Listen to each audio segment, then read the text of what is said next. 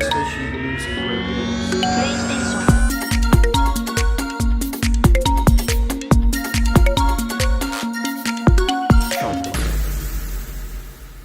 Hello and good day to you, my beautiful friends. I do hope you are well. Welcome to CrossButton VR, a beginner's journey into PSVR2, a show for those who want to share in our newcomers' enthusiasm for the world of VR. I'm your host, Laurie, and before we get started with the show, I just want to remind everyone that we are part of the Cross Players, so if you enjoy what you hear, please do check out our other podcasts. Now, as ever, this week I'm joined by my fellow VR virgins, Ben and Alex. Hi there, chaps. You well? Hello. Hello. I should stop saying we're not really VR virgins anymore, are we? We're just VR. We're kind of beginners. We're still noobs, maybe, but When we get episode 10 under our belt, I think 10 is the when that's we when we break can drop. You can lose our virginity. Yeah. What's going to happen on episode 10? I wonder. Coming of age. Coming of God. Good. Well, so today's show, then we're just going to have a quick week roundup of what we've been playing, talk about the news, and then we've got a little cheeky topic this week, talking about our top 5 recommendations, our must-buys, what we think is the current top 5 games you can buy on PSVR2. So anyone that's new to the platform, the games they should be picking up. Is that okay with you, chaps? That sounds By me. bloody I feel like marvellous. I'm a bit worried because I feel like we've all gone on almost sort of suspiciously well for the last few weeks, and now this is all going to ruin it. And this may be the last ever episode, so we shall see. We'll see how we go. So that means we'll remain VR virgins for the rest of time, because we'll never reach episode 10. Well, okay, we'll just try and power through. Good. Okay, so what have we been playing this week? I will start to say I've gone back to playing some more Gran Turismo 7, and I bloody love it. It's so good. Yeah, it is. Now, Ben, you're struggling, aren't you, Ben? You're not having the same. You're not able to enjoy it in quite the same way. No, So let's cast our minds back to episode 1. The main selling point of PSVR2 for me was I already loved Gran Turismo 7, and the thought of playing that in VR was like, okay, that's my reason. That's my big reason for getting it.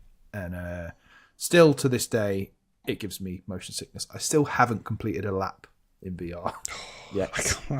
That's try as I might. So mad because other stuff you're fine with, right? Yeah. I think all the stuff where you're sort of just on rails is absolutely fine.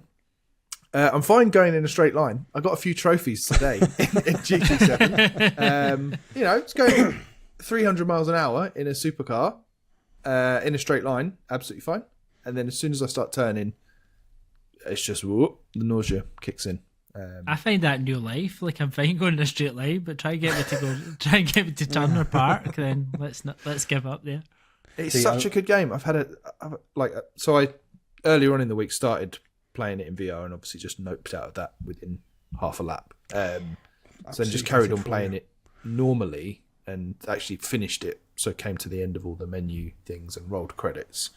But yeah, I'd like to think I can train myself up to gradually get used to that, because it's something you can overcome with enough time. So fingers crossed. Well, I don't want to sound too smug, but yeah, I'm playing it with absolutely no motion sickness suffered at all, and I just cannot get over. This is such a good. Well, as long as you're not getting sick from it, it's just such a good experience and system. It's absolute game changer the way to play the game. It is such a marvel to just sit there in the driving seat, looking around these cars and just looking around at the track and just driving through. I was doing some of the Japanese circuits and just going through the city of like Tokyo Expressway and stuff. It's so amazing. Like when you see like the light coming through all the buildings and things, and just when the time of day changes throughout the laps and stuff. It's incredible. I really think it's proper jaw-dropping stuff. Yeah, it's Nothing smug there at all, was there?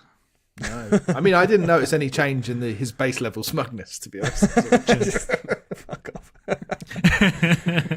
Well, speaking of smug, what about the guy who's got all of the steering wheel, seat, gear stick even? That must be good, playing with that, Alex. Don't know, I haven't played it yet. I'm quite jealous of that, though. I would. That's the only thing. I would say GT7 is the first game that's got me really appreciating how important analog control is. Maybe drop another few £100 on it, and maybe then it might be fine. Maybe. I mean, and then just like throw for a myself penny around for so a my pound. body thinks I'm in a car. Maybe. Yeah, that's it. Yeah. But yeah, the analog control is right, and trying to get like I've got my head around now, not just pushing the accelerator all the way down and then releasing it and then feathering it and doing the same with the steering. It's like incremental bits, and I'm used to that. But I'd imagine with a steering wheel that would be even more like second nature to do. It's definitely in terms of like finding the apex of the corner and stuff. I find much easier with a steering wheel because it is like you're watching that corner, and which you particularly are in VR because you're watching where you're going much more than you probably are in the game. I think if you're just playing that flat on the screen, you're more paying attention to everything that's going on. But I feel like in VR you are driving and you're watching the driving line, you're watching the corners, you're seeing, looking at what's coming on, and I think it is more natural then to go with the steering wheel. More difficult as well, but it is more natural. I find I check my mirrors a lot more than I do. Yeah. In real life. Flat. No, check it like I do in real life, but playing it flat, you don't even ever think about looking at the mirror normally on the telly, but in VR, there's something about it. I just constantly keep checking. Very cool. That's very cool. Okay, so Ben, what have you been playing then that hasn't been making you sick? Good question. Well, something that I played for the first time, Resident Evil Village. Were you scared, Ben? Were you scared? I've got to say, having finished Resident Evil 4 Remake a couple of weeks ago, I thought... Did you? You never mentioned that.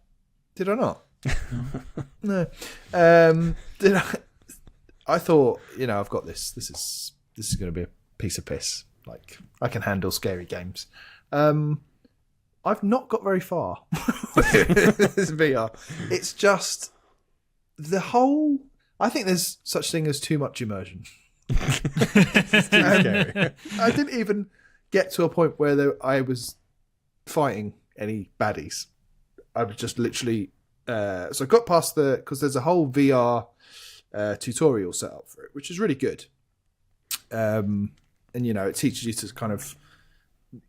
pull out the guns from wherever they are on your body. So your shotgun, you reach over your back, press like R1, and then pull it out and keep hold of R1, and then put your other hand there, reload the shotgun, all stuff like that. Brilliant, really immersive, fantastic. You're doing this in a fairly well lit environment as well, which is nice.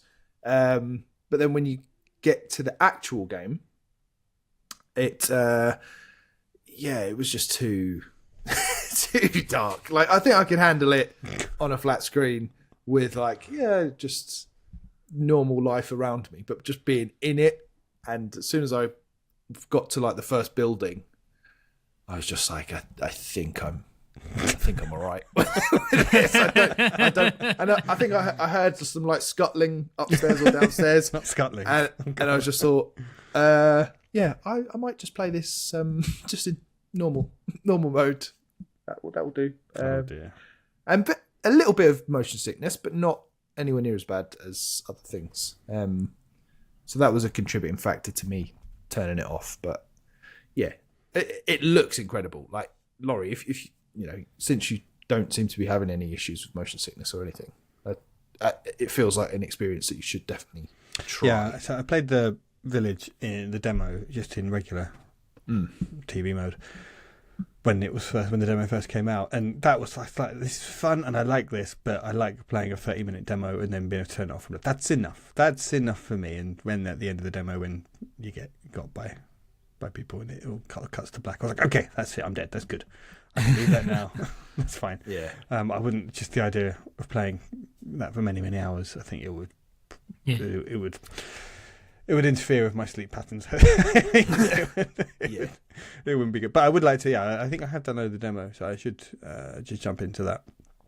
The VR demo. I should just jump into that, like you're saying, just have a look at it and stuff and just marvel at it and have a little play around. And who knows, maybe I will enjoy it, but I just definitely not a huge fan of scary games.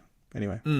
Well, I didn't think I was until Resident Evil 4. But that's a very different, that's a very kind of more arcadey type stuff, isn't it? It's a bit more kind of silly, whereas the first person stuff is inherently just more terrifying, I think, just because your field of vision is just that much harder to see. You're constantly trying to look behind you and stuff, where when you're playing a third person action game, you don't quite have that same terror. Yeah, you're a bit removed from it, aren't you, in that that's just the right level of immersion, I think.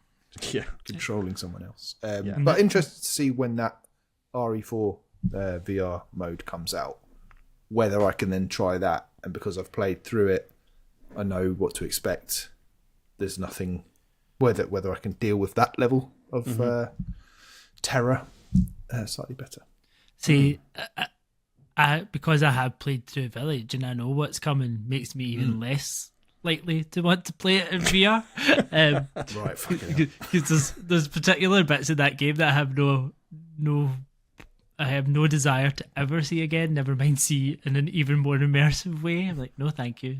See, I feel like we are probably missing out on a key element of the PSVR2 experience though, because we have like people like Kate on a few weeks ago, and she was like, "This is the most thing. This is what she bought the headset. This is the most exciting thing." And as we'll come on to in a bit when we talk about the recommendations, what our audience have been telling us is Resident Evil Village. That's the top thing to play on the headset, and it's just for all of us, we're like, "Nope, don't want to play that. Don't want to play that, please." We've done an hour. That's fine. No thanks. Covered that. Yeah. So, apologies. Maybe one day we'll work ourselves up to it. We'll come and we'll play it together and hold each other's hands. Exactly. And then actually, you've been away this week, haven't you? So you've not had a chance to play anything at all? No, I've had no VR time at all this week, unfortunately. I tell a lie, I had a very little session again on Creed. I played a bit more Creed, and that game is really good. Like, tracking's really good. It's really satisfying, like when you land a good punch. Highly recommended. Yeah, the headset is definitely one of those things I'm finding that if it's easier to go kind of a week or two without playing it, just because I've been playing Burning Shores this week, so that's been competing for time, and then if you're generally busy or out and about and stuff, it's harder to fit in the same way like the Switch can or the Steam Deck or whatever. Yeah. Yep. Okay, so let's a little roundup of the news then. One big game that was announced this week, which got everyone very excited, was Red Matter 2, which is another port of a Quest game, PC VR game, which is a kind of an action puzzle first-person game. Which always first-person puzzlers, things like Portal and stuff, always appeal to me. And seeing the launch trailer for this really does make it look like something that I want to play, and the people that I follow online from the kind of VR community were very excited to see this one coming over. So I'm instantly very hyped about this, just from the reception that announcement got from people. It's clearly it is a well regarded game, and having looked at watched a trailer of it and seen some reviews of the Quest version, it's something that immediately I think I'm very interested in this, and then seeing the improvements that they're bringing to it for PSVR2, so 4K, all the kind of textures being reworked, foveated rendering, all that kind of good stuff. So yeah, have you guys seen this? Is this on your radar at all yet? Yeah, I'm exactly the same as you, Laurie. This is one for me, one of my type of games. I've watched the trailer and I think it looks great. So it's got a really good reputation on the Quest and like the Quest Pro or the V Pro, like the top end like VR headsets, because it does do that foveated rendering and eye tracking already. And now they've said it's going to have the 120 hertz without reprojection, which I still don't really understand what all that means. Like, noob and all that. But apparently that's a big thing. Apparently that's going to be a big thing to see. This is going to be the first game potentially on the VR2 that's doing that. So it looks like it's going to push the button a little bit, push the needle, and we bring it on. The only sad point is that it's Red Matter 2, and I read a review saying if you can play the first one, it's like, well, obviously we can't. So maybe they'll bring that over at some point, or they'll announce that. That could be maybe we could bundle that in with it. I don't know. But the story does continue, so I think it says that if you haven't played it, it gives you a kind of story catch-up, everything you need to know at the introduction. But it's always nice with those things to be able to go back and actually play it for yourself and pick up on everything. Yeah, I'm not... it definitely looks like an Alex game. I'm not 100% sold on it, although it does have... a seated mode that supports teleportation. So you'll be fine. I might try it just for that fact. I knew what you meant there, and then in my head I'm like, teleportation, what does it move your seat from one place to the other? I feel like clearly I've not had enough sleep this week. No. That my brain's just not working correctly. And I've just looked up reprojection, and it sounds like it's basically making it look like it's 120 frames by filling in the blanks between two frames, if that makes sense. So it's real 120 frames then. Yeah, exactly. So it actually is, rather than 60 frames with some stitching in between. That's impressive, isn't it? When you see... That'll be funny. That's pretty impressive. When you see the debates around games, like AAA games, only coming out at 30 frames per second, or should they be 60? And then you get these... I'm playing Burning Shores at the moment. That's got kind of a nice 40 frames per second mode where it kind of balances the two. But yeah, 120. That's I don't know if I've actually played any games that run at 120 frames per second. So that'll be interesting to see. Yeah. Look forward to it. Hopefully, it did say very soon, so hopefully it will be very soon. Let's hope so. Another thing that was announced today was a friend of the show, Jorg Tittle, his game C Smash VRS. They've announced it's got a new 2-player mode called Body Smash, which basically you're two people at opposite ends of a corridor, whacking the balls back and forth to each other in that kind of space station environment, and they get faster and faster and faster. This is the little trailer they showed on Twitter. The balls get faster and faster and faster, and obviously whoever misses loses the point. So yeah, that looks fun, and that's good, because when they saw it, it definitely looked like this is something that you want to play with someone else. So it's cool that they've incorporated that idea, and this mode instantly makes it looks like more fun. Yeah, really looking forward to that one. Yeah, and because I think they did say there's also going to be co-op modes, so it's good to see that there's more and more coming to the game, and it does look. I think once you start playing this together, I think this could be great. I think I'm really excited about this. Yeah, I want them to add a story mode. Just explain what's going on in this space station. Why is this space station and people playing? I think it does, though. I'm sure it does. Is it? Okay. Yeah. Oh, good. Maybe not to explain. Well, I think that there definitely is a story mode in. Does it explain what these people playing on the seesaw outside in space are? Hope so. Well, why would they not be? I think they should just be there. It's like it needs its own spin-off series. Good. Okay, and then the other big bit of news, which was quite pleased to see, was Humanity, which is a normal PS5 and PSVR2 games coming out on both. It's coming out on the 16th of May. It's got a date for it now, and it's also coming day one to PS Plus Extra as well. So if you have PS Plus Extra, you'll have to play that on the 16th of May at no extra cost in VR2. So that's a nice bonus. Very cool. Hopefully the first of many. Yeah. We've said before we want to see some VR games on PS Plus. So this is obviously one. Obviously, it's not just a VR game, but it still counts. And the demo was excellent. So I'm really looking forward to this. In fact, after playing the demo, I put this into my Fantasy Critic lineup because I was that impressed with it. And the pedigree of the developer is very reassuring. So yeah, excited for this one. Give us, Ben, a 60-second summary of what your Fantasy Critic is for anyone that doesn't follow the main Crossplayers feed and doesn't listen to the Crosscast. What are you talking about? You've got a Fantasy Critic. Fantasy cricket. That's probably what you play. No, it's croquet. So Fantasy Critic is basically Alex and I, along with Dan and Lewis of Crosscast fame, got together and we all sort of take it in turns to pick what we think is going to get the highest ratings from, not Metacritic, what's the other one? OpenCritic.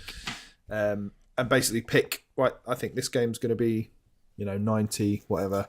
So I'm going to put that I'm going to publish that, put that under my publisher. And then whoever's got the most points accumulated at the end of the year is the winner. Alex is raising his hand because he's got the most points. Well, we'll see about that. And that's basically it in a nutshell. So it's just an excuse for bragging rights over each other, basically. Good. Well, that sounds like a very entertaining feature there. I feel like people should be joining in. If people haven't yet checked out Crosscast, they should. Good fun. Good. Okay, well, we've got our topic to talk about today, but before we do, I just want to remind everyone, if they want to support us, please give the podcast a sub on the service you're using and leave us a review too. Follow us on Twitter at CrossButtonVR and at the Crossplayers, or check out thecrossplayers.com for links to all of our content and our Discord. And if you would like to really support us, you can go on to patreon.com/thecrossplayers. £2 a month is our entry tier, and you can help produce the show and gain entry into our lovely little WhatsApp group, plus lots of exclusive other content as well that's on there.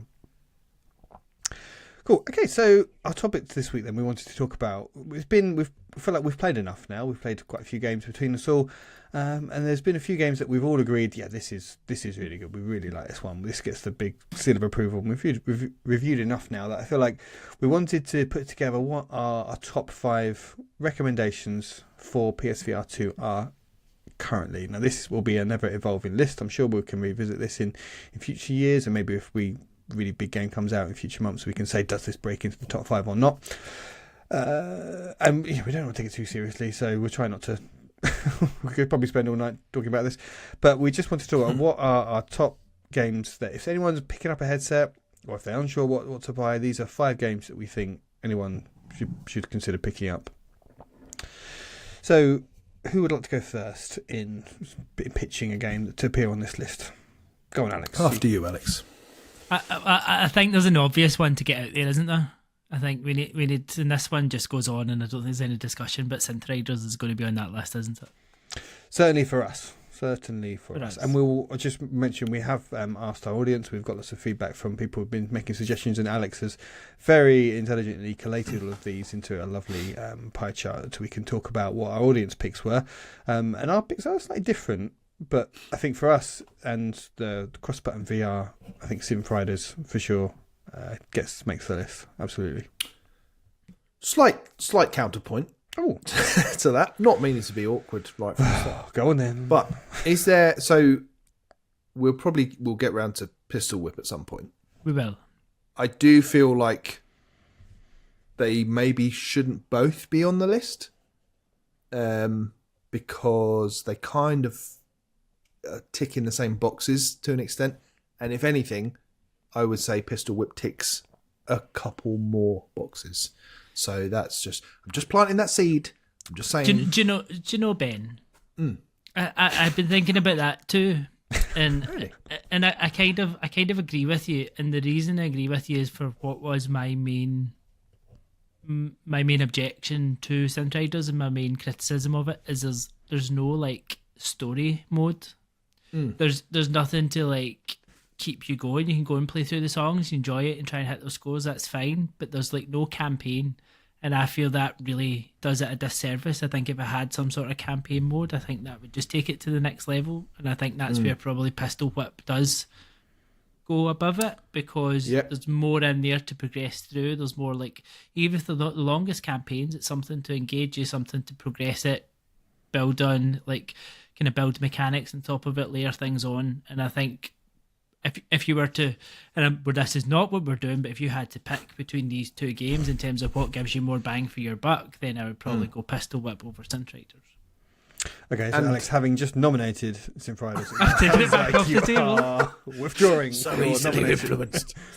This is going to be a long night. It was a fair point from Ben, though.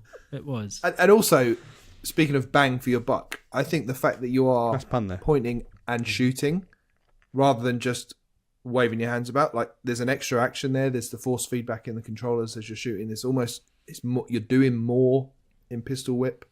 So I just think I think it's got to be either or. We don't have to decide now, but it sounds like it's. I don't think it definitely needs to be either or, but I can see your argument if that's where we got to.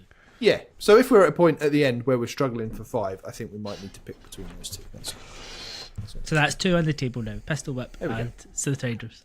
Yeah, and I've not played Pistol Whip, but I'm more than happy to. I would definitely pick it up, and I feel like I can endorse it as a recommendation, just based on what you've all both sold me on it. I think Ben's had his children play it because some of the scores are really good. On Pistol Whip? Yeah. They're mine, mate. I believe you. Laurie, you pitch one. Go on, because I kind of got in there and put Pistol Whip in there. I would like to pitch GT7, and then I would like to withdraw it straight away. No, I would like to pitch Gran Turismo 7. I feel like anyone picking up the headset, if they haven't already picked up Gran Turismo 7, should absolutely get this game. But if you don't like car games, though? I didn't like car games before playing GT7. But you like GT, the original, didn't you? I mean, like 20 years ago, did or 20 Still had some affinity for a ago. card game. I mean, I liked GT, the original one, just as a kind of a tech demo thing, but I never really got into it in the same way that GT7 got under my skin before the headset launched, and the headset just takes it to an absolutely another level entirely. So apologies if you follow this advice and it makes you sick, like Ben. I can't be held responsible for that, but I think just it's an roll absolute, down the window. It's an absolute... it's a must. It's a must-try experience. I'm surprised they don't have a demo of it on VR, just for people to have a go and try out for themselves. Does it have a trial on PlayStation Plus? I don't know. I think so. I'm not sure it's one that's got a trial, because it would probably be quite a good one to have a trial for if it did. Yeah, although the risk is, I suppose, if you had the VR thing, people would just have that one track that they use just to show people, but not actually ever play more than that. But I think there is so much content here. There are so many tracks, so many cars, so many different. Even just getting your licenses. I know that you've both put a lot of time into just doing those tests to those challenges just to get your licenses, the races, all of it. I just love playing around with it. I think it's a really good game, and it's something that is absolutely elevated by playing it in VR. I played it for a good while one night this week in VR, and then I think my wife was trying to talk to me, so I took the headset off and I just played the last couple of laps on a track I was doing in non-VR, having played it for a good kind of hour or so in VR, and it just instantly felt so lacking compared to it. It just felt so stripped back and like I'd taken a big step backwards. So it was just like, oh man, this is so much less of an experience. Now I'm used to playing it in VR. I completely agree, because I think I will still sit here and say I think in a non-VR experience, GT7 is quite mundane. I think VR really elevates it. I think it's brilliant in non-VR. I think I've put 30 hours into it. I've got about over 60% of the trophies. I've loved every minute, and it is borderline heartbreaking that I can't quite play it in VR yet. You'll get there, Ben. Yes, I honestly couldn't agree more. Yeah, I couldn't agree more. I think it is the closest thing PSVR2 has got to a killer app at the moment. So yeah, I completely agree with it being on this list. They just need to go around to when they do really want to start pushing headsets, they just need to go around to like shopping centres and places with a racing rig and this game, just to let people try it, because I don't know how anyone could play this and not walk away impressed by it. It's so good. Well, every time that it goes from, because obviously all the menus and stuff are just normal 2D, and then as soon as the race starts, every single time when it puts you into the VR version of it, it takes me back. Like, I'm just, it's a wow moment every single time. So yeah, it's got to be on that list. It is a must-have. Good. Okay, let's move on now. We can all agree on that one. Phew. Ben, I think you've kind of do something else other than Pistol Whip, just because I feel like we can come back to that one. Yeah. Okay. Let's just fill up the list a bit more. I think another one, completely different end of the spectrum, is Before Your Eyes. I think it shows what VR is capable of from a storytelling perspective, from a originality, taking controlling in a completely different way that no other game has ever done before. It's just a piece of art. And I think that's important as well. Like it's an experience in another way. So it's not like immersive in terms of you feel like you are, performing some action that you could do in real life. It is, you're just living through this story, and it's beautiful. It's a beautiful game. The tears will flow if you have a heart, and yeah, I just think it's got to be on the list, because it's just, again, it ticks a completely different set of boxes to any other game I think we've experienced so far. PSVR2. Back me up here, Alex. No, I think that's completely fair. I think we had very similar experiences with this game in terms of the emotion that it invoked. It engrosses you, it immerses you. It it just tells such a poignant story, and such a and again, and I know I touched on this a bit in Crosscast about games just now just being that perfect length. I think a lot of people are complaining that a game's only 2 hours long or 3 hours long. I think this is about 2 hours, and it's what, £10, £11. It's not expensive, and it's more than worth it, just for that experience. And I know also a lot of you had issues with the game, but not so much with the game, with how it ran for you. Yeah, I which will was a introduce a shame. counterpoint to it here. And I'm not saying I disagree with it going on the list, because I feel like I believe absolutely. I feel it's more for me. I was just gutted that I was kind of invested in it, and then I had a really bad game-breaking bug that totally forced me to close and restart the game. And then when I did restart it, it had forgotten. It was kind of at the key point in the story where every kind of all the emotional kind of impact was actually about to do its kind of big twist and reveal, and then it crashed, and I had to come out of it, reload it, and then it had misremembered some of the choices I've made to get to that point, and then I was just confused about that and trying to work out what was going on there. And then when I missed the kind of the reveal, it wasn't really. I was thinking about other things. It was so frustrating. And that's why I kind of came away with a really sour taste on the game, really, because I kind of felt like I'd been cheated out of that emotional impact that you two had described so eloquently before on previous episodes. And I was so just like almost a bit like Ben with GT7. I was heartbroken. I was like, oh man, I really wanted to feel the feels. I really wanted to experience that, and I felt like it was kind of taken away from me just through kind of the poor technical performance. But I would still want to recommend other people to play it, because I think hopefully that was kind of a rare bug, and maybe it's been patched since then. Maybe that wouldn't happen again for other people. It certainly didn't happen for you, and I think you didn't have any issues with it. So I wouldn't want to put people off because of that. Yeah, I think it's a reasonable thing to flag up though, because I have heard other people have had that issue as well. And in fact, as is often the case, Alex, you'll know this, like sometimes when you finish a game and it's really special, you almost want to go back and just clean up the trophies a little bit to spend a bit more time in it and feel like you've seen everything. So when I went back to my save, it wouldn't let me do chapter select, almost as if I hadn't finished it. So it obviously hadn't saved my progress either.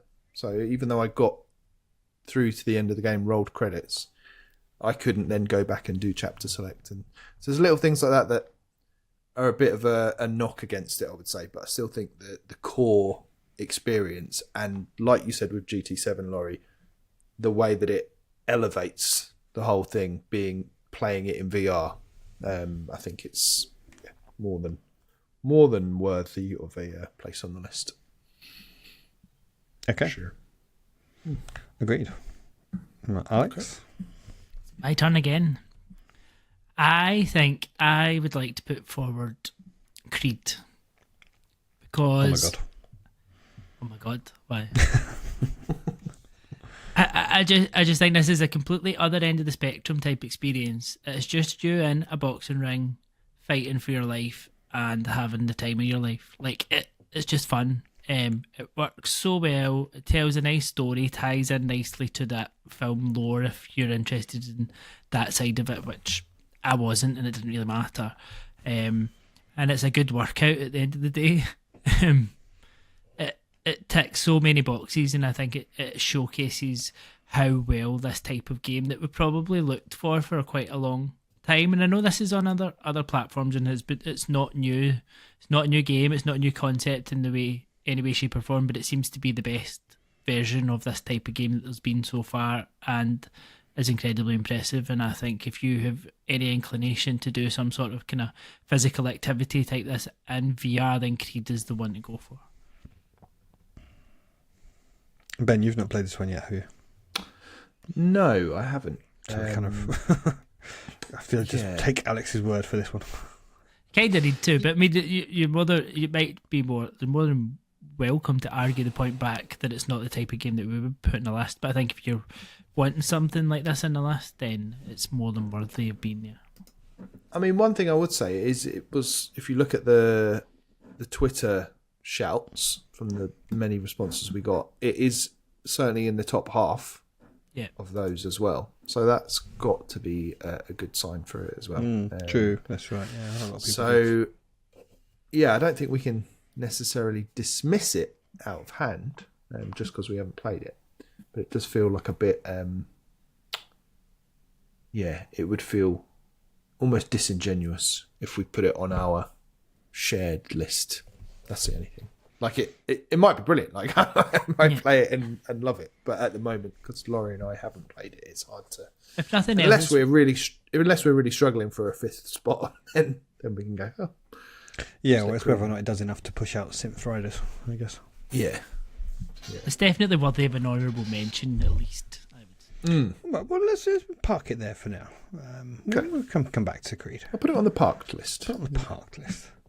So the next one I'm going to nominate then is I'm going to take. It's going to be 2 in 1, but I'm going to say Moss Book 1 and Book 2, and it is essentially the same. It's just one game because there is an end to the first game, start to the second game, but really that just picks up from where it left off with a small break. It's one game. Come on, I think Moss 1 and 2 is such a brilliant example of a game to make how VR can take a genre like a 3D platformer and just make it something really special. Mm-hmm.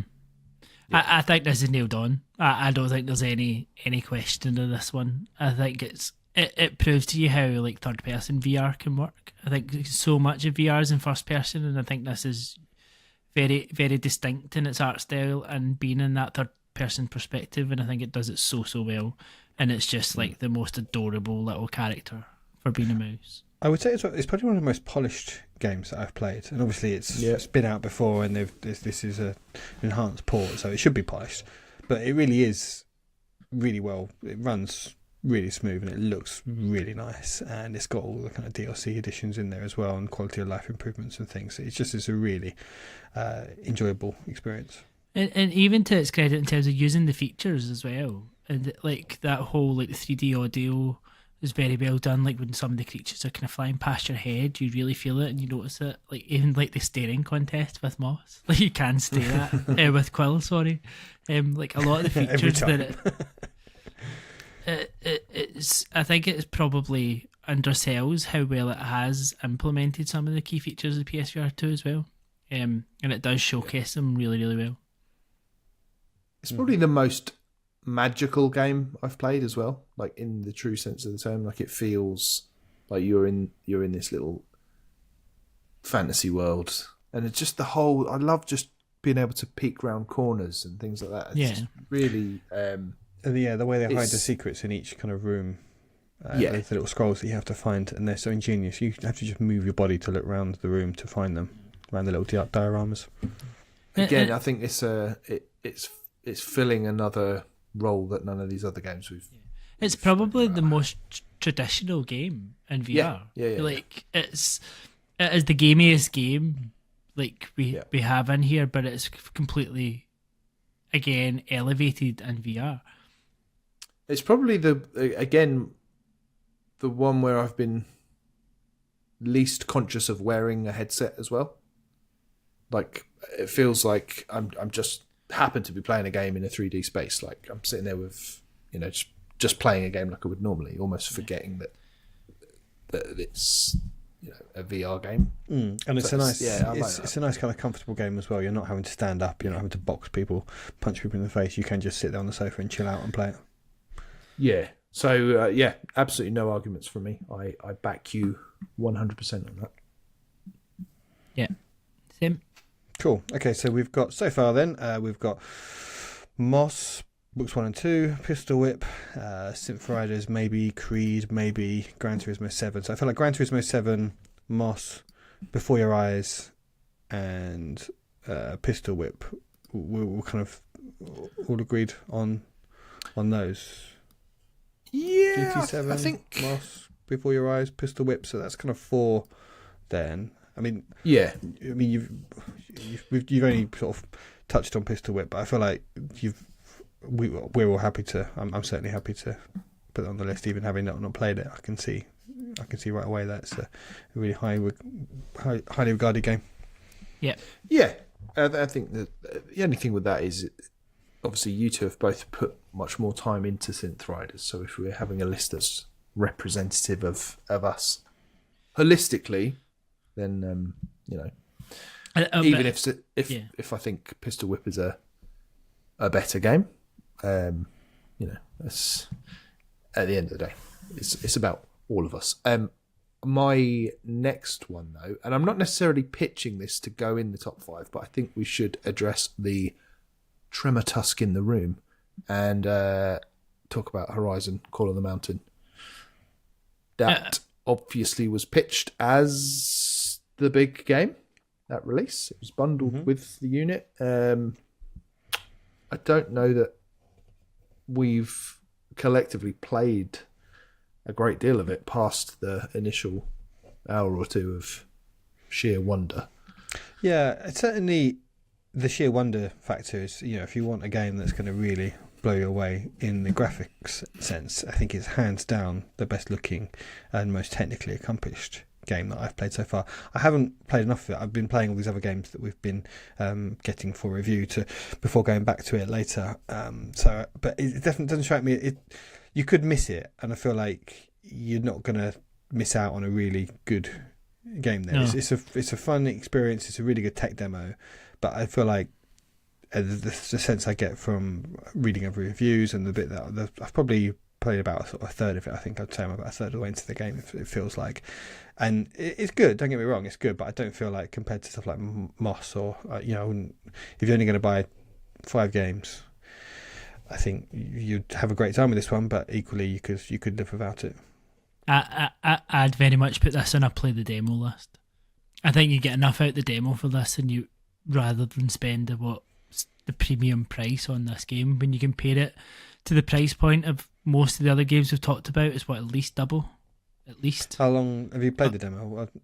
No, I haven't played the demo, but I still think you would get enough of the I think you'd get enough, because I think for all, and I think you hit the nail on the head there as well, Laurie. Like, none of us have played that much of this, but we probably even the other games we've been playing have drawn us in more than Horizon actually drew us in, other than the kind of sheer awe of it and like, oh, this looks really great, and like the actual gameplay in it and everything is nothing groundbreaking.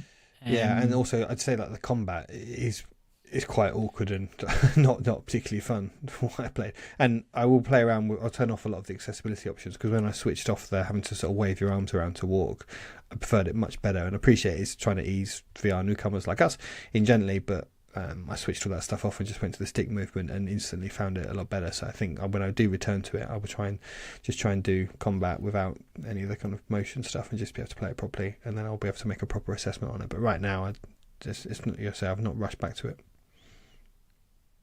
Yeah, same here. And it again, Laurie, you've just gone back into Horizon with Burning Shores coming out, but it's got all the the look of Horizon, but it's got none of the exploration. You mentioned the combat there.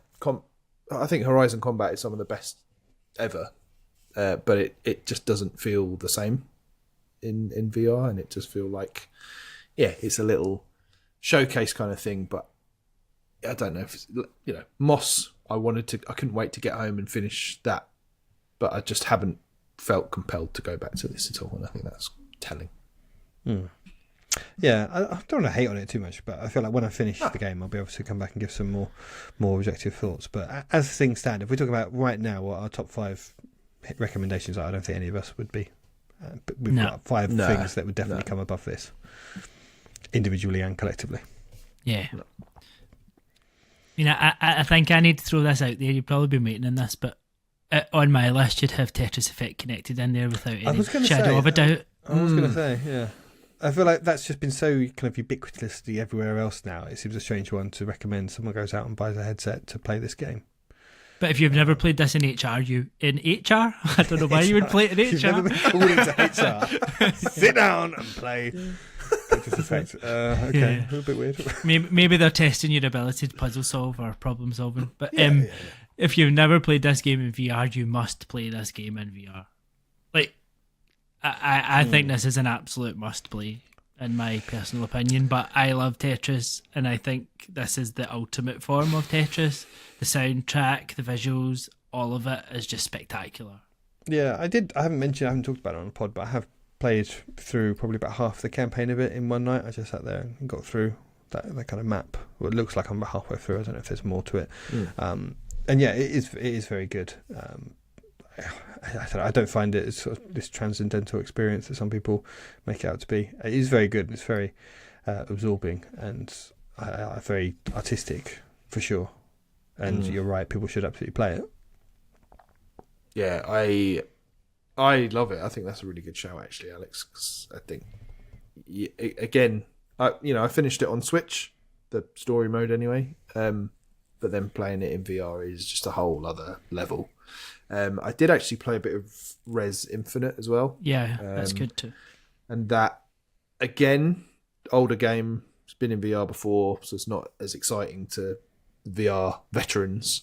But that's excellent. And the eye tracking in it, so, being able to aim just by looking at something is just mind-blowing. And I was so much better rather than using the stick to aim the reticle. Just turning that off and just being able to use my eyeballs to point at stuff was just Sounds like it's almost cheating. Yeah, it did get a lot easier, yeah. I think there's a place for those, one of those two, and I think because we've probably put more time into Tetris, I'd be tempted to put that one forward as well, Alex. Yeah, and I think just on Res, I think there is also is it Phil in Discord says that Area X is specifically the VR mode that they added for this. Okay. There is a specific mode added in for the VR version too. Oh, we'll try that. Played yet. Yeah, but that's cool. But I think that's quite a good shout, to be honest. So just a couple of other kind of final. I know I'm not going to get these through, but I would be recommending people Kayak VR. I think it's a great wow factor experience. It's unlike anything else on the headset really that I've played. It's not really so much a game as just a almost kind of meditation app. it's worth picking up for that. But if you just want a game, probably look elsewhere.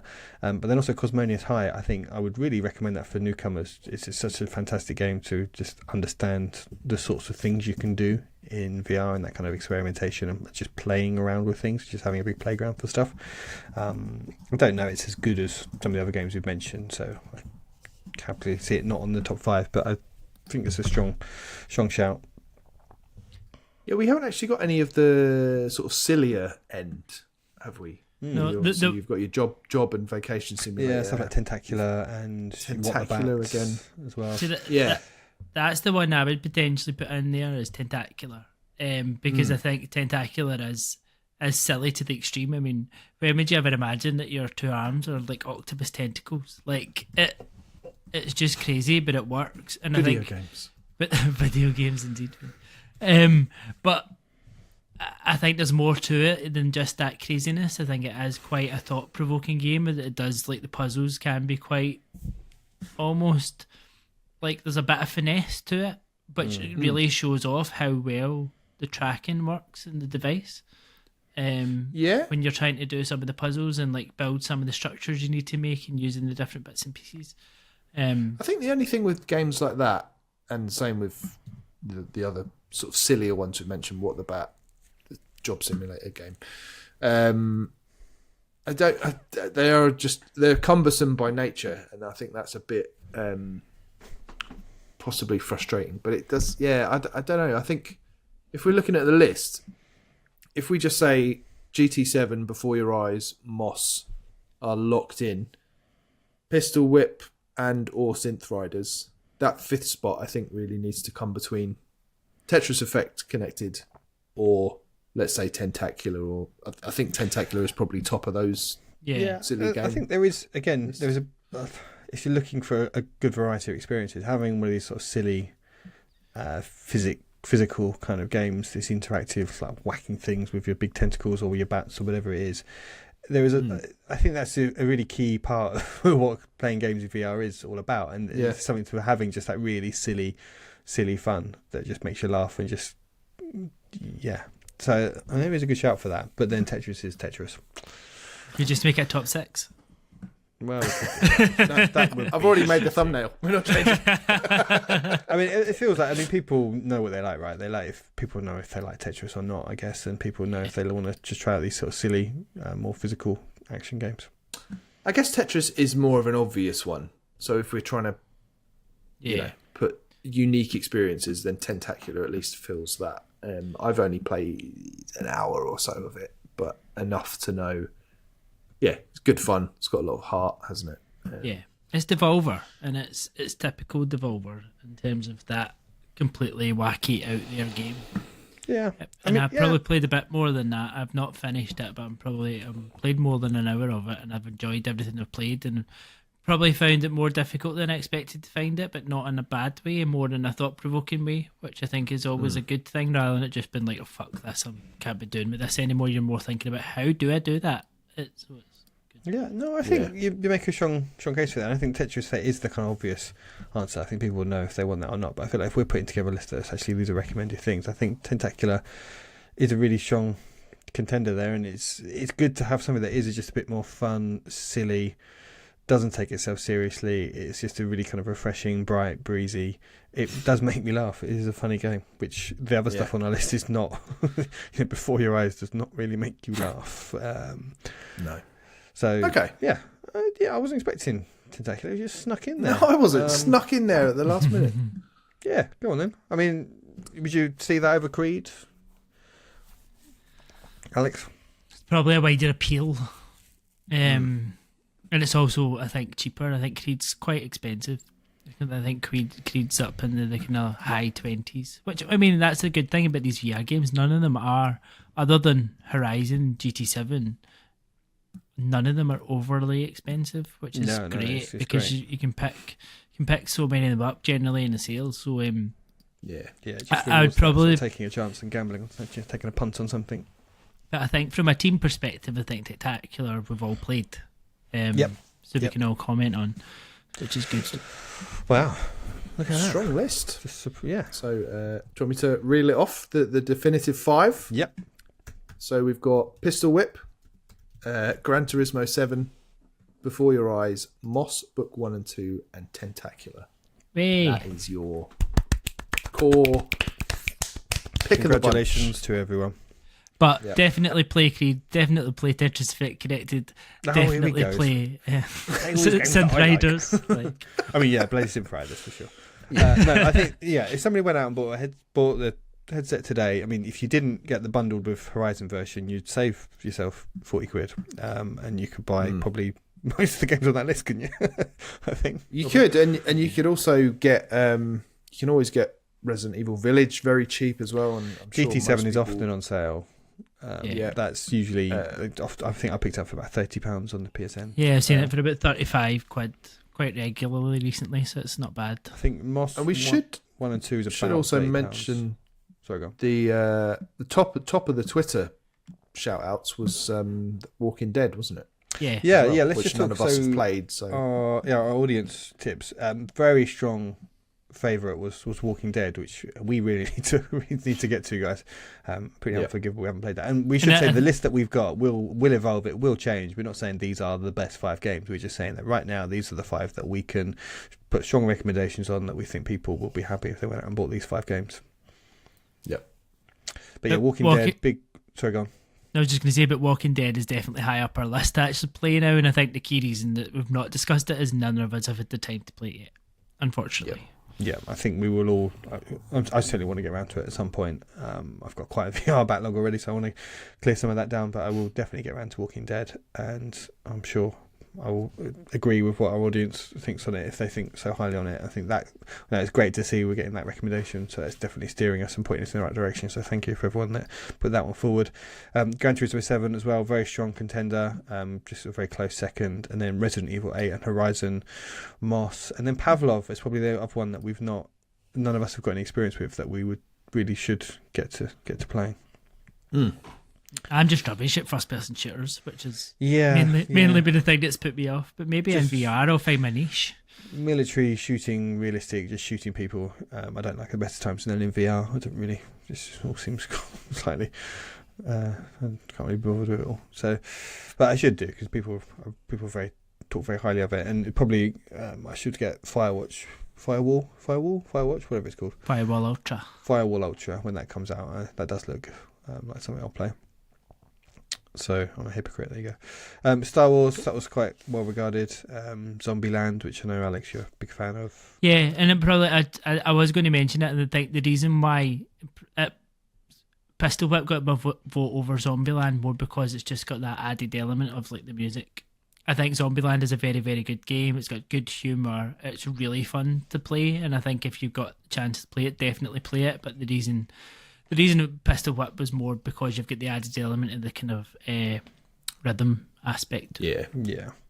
Then the other ones that had a couple of nominations were Swordsman VR, the Light Brigade, and then Kayak VR, and then shout out for Sea Smash, which is only a demo at the moment, and still 2 people say that it's a must play. So absolutely, it's a free demo, so you should absolutely pick it up. But I feel like when that game comes out, that could be breaking its way into the top 5, and we can get an argument as to who gets dropped in exchange for. Could see some little competitiveness coming out on that. Some tournaments on the go. I think we're going to have a lot of fun with that one.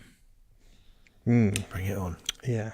Great, but for now then, the CrossButton VR top 5 recommendations for the games you can pick up and have a great time with on PlayStation VR2 are Gran Turismo 7, Moss Book 1 and 2, Pistol Whip, Before Your Eyes, and Tentacular. Good stuff. Well, that wasn't too controversial. I feel like we've all got on there. We'll make it back next week. Any final thoughts, guys, before we wrap up? Tetris was robbed. Poor Demio. R.I.P. Demio. Oh yeah. Oh, God. Too hard. The game I was extremely excited about. Someone did put that on the list though. So Yeah, it got was, shout out. it was mentioned. Got one vote. They're too bloody hard. Make it easier. Right, good. Well, thank you everyone for listening, and as ever, if you fancy get more involved with what we're doing, we'd love to have you. So please do join us. Do join our Discord, get involved. People are doing that and getting involved and telling us what they're playing and joining in the conversation. That is great to see. And please, if you can, do leave us a review on whatever podcast service you're using, and if you're watching us on YouTube, please do like and subscribe. Last but not least, thank you as ever to all of our patrons for supporting the work we do.